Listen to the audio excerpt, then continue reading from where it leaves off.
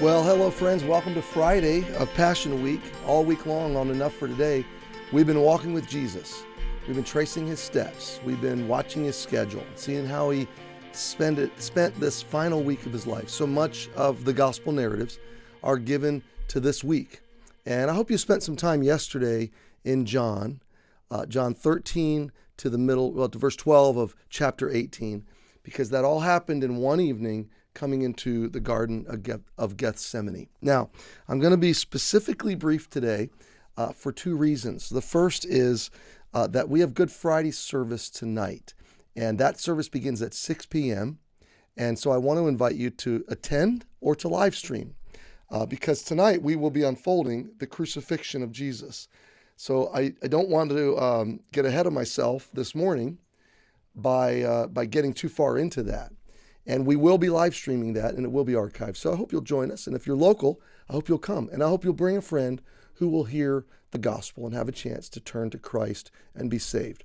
And I hope you'll pray with us that this weekend at Emmanuel, as we serve our community and lift up Jesus and preach the gospel, that many hearts will turn to him. Our church has prayed, we've served, we've reached out, we've done what we can, and we're praying, and we're going to rejoice in whatever God does. But what a privilege we have to lift up Christ and to preach the gospel. So that all begins tonight. And then tomorrow, Saturday, the extravaganza. And then Sunday, two services, 9 and 10:30. And we're looking forward to a wonderful day of worship and celebration together. Now, let's talk about Friday, okay? Friday,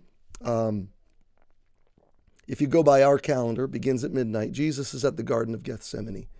And he's praying, and he's in anguish, and he's in such anguish, he's sweating great drops of blood. And this is the moment where he prays, "If it be possible, let this cup pass from me." What was Jesus asking God to do? Well, the cup in Scripture, when used in this kind of sense, is always a picture, a metaphor of God's judgment, God's wrath. Jesus would love to accomplish the purpose of redemption without having to experience the wrath and rejection of his Father, which is only natural for the God-man who is perfect and holy, because he is going to become sin, and he knows no sin. He is going to become your sin and mine, and he's never known sin. And to want that would just be counter to his nature. And so if it be possible, let this cup pass. It's not that Jesus didn't want to accomplish the work of redemption or didn't love you enough to do that. Because then he said, "Nevertheless, not my will, but thine be done." Okay? And so, you know the story from there. Judas shows up with the high priests and the soldiers or the guards that are connected to the Jewish rulers. And he betrays Jesus with a kiss. Jesus calls him friend. Satan has entered into Judas. So it's Satan kissing Jesus, which is a remarkable thought. Jesus surrenders. Peter wants to fight, cuts off the ear of one of the servants, Malchus. Jesus heals the ear, an amazing thought.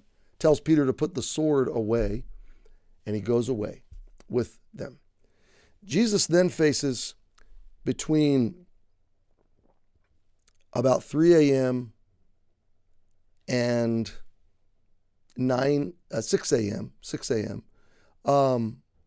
He faces 5 different trials, okay? 5 different trials. He is really 9 a.m. He's crucified at 9. He is passed away at 3, okay? So 9 to 3, 6 hours on the cross. So midnight to 9, Gethsemane and the trials. First trial with Caiaphas, the high priest. He's then taken to the Sanhedrin, which is a council of 70 leaders of Israel. The Sanhedrin sends him to Pilate. Pilate finds no fault and no reason to crucify him. Sends him to Herod, trying to get rid of the problem. Herod sort of laughs the problem off. Jesus won't talk to him. So he sends him back to Pilate and says, "This is your problem to deal with. You're the governor." Herod is the king of the region, it's complicated. Herod's the king of the region. Pilate is the governor of the smaller region. So he sends him back to Pilate and says, you deal with him. The Jews want him dead, but they don't want to be responsible for his death. So they force Pilate's hand politically. They've got some reason to do that and some leverage to do that. It's very complicated. They would have, the Jews called for stoning. They would have stoned him, which is ironic because Jesus has said multiple times that he will be lifted up to die. So in fulfillment of prophecy, frankly, he's turned over to Pilate one final time. Pilate, who doesn't want to crucify him, is then pinched between this political mess, washes his hands of the situation, turns him over to the soldiers and says, crucify him. And Jesus is led away to Golgotha, the place of the skull, and there he willingly receives the nails. And you know the story of him carrying his cross through the streets of Jerusalem, the Via Dolorosa. You know the story of Simon of Cyrene helping him to carry that cross.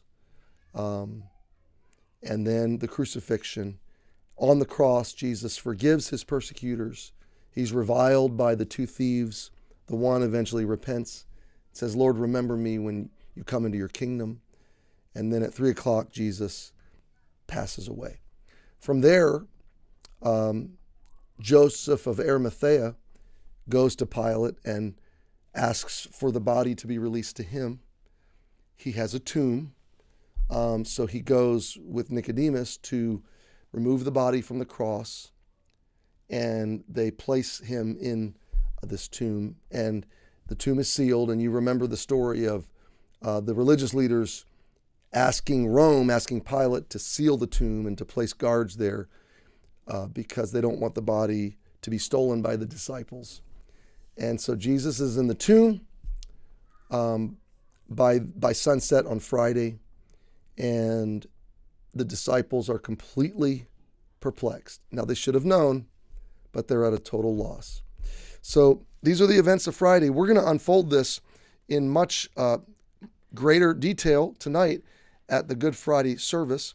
And I encourage you, either on your own or in preparation for that service, to go through each of the Gospels and read the account of the crucifixion. Think about what Jesus did for you, how much he loves you. It's Friday, but Sunday's coming. Happy Friday.